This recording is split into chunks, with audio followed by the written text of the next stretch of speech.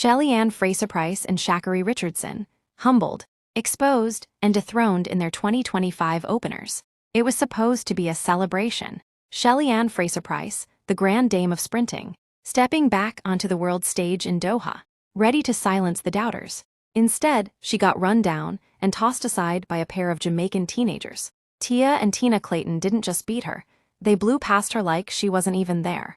Tia ran 10.92, the fastest time in the world this year. Tina followed with 11.02, and Shelly, fourth place, 11.05.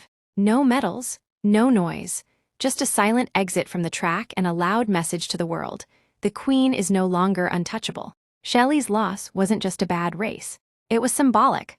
For years, she's been the face of Jamaican sprinting. But now, she couldn't keep up with the generation she helped inspire. You can't talk legacy when you're finishing behind kids you once called the future. The future just became the present and left the past gasping for air at the finish line. And fizzle fries, don't get started. She was supposed to back up Shelly. Instead, she sank even lower. Sixth place, no threat, no fire. Nothing but hype and hashtags. The Clayton twins, all gas. Shelly and Fries, all smoke. Meanwhile, halfway around the world, Sha'ccarri Richardson had her own horror show. A race in Tokyo that was supposed to be her return to dominance. But what unfolded looked more like a public breakdown. She got torched, not just beaten, humiliated. She finished nowhere near the podium, outrun by names the world barely knew. A Japanese sprinter, Hiroki Yanagita, stole the show in 10.06 seconds. Christian Coleman and Christian Miller followed, and Sha'ccarri disappeared into the background like a bad memory. No gold, no fire, no show, just an empty performance from someone who spent the off-season talking more than training. When the race ended, the cameras tried to find her reaction, but all they got was a blank face and a disappearing figure. The queen of clout got caught in her own storm. Sha'ccarri has been treated like track royalty ever since her breakout. But after Tokyo, it's time to question that crown. You can't build a legacy off of headlines. You need wins, you need dominance, you need to back up the talk. And when the pressure hit, she folded, again.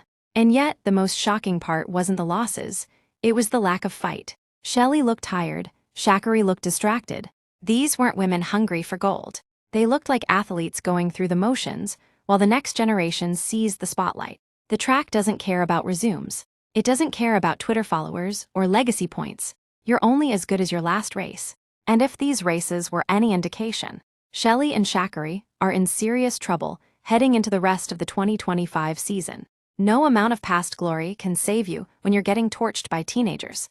No amount of endorsements can carry you over the finish line. In 2025, sprinting isn't sentimental. It's savage. The new queens aren't waiting their turn, they're taking it. Tia Clayton ran 10.92 and didn't blink. Tina backed her up. Amy Hunt from Britain snatched third. These young women didn't come to bow, they came to bury. So now the question isn't, can Shelly and Sha'ccarri bounce back? It's, do they even belong at the top anymore? Tokyo and Doha sent a message. Not whispered, shouted. A changing of the guard is happening. And the former queens better wake up or step aside. Because what happened on those tracks wasn't just defeat.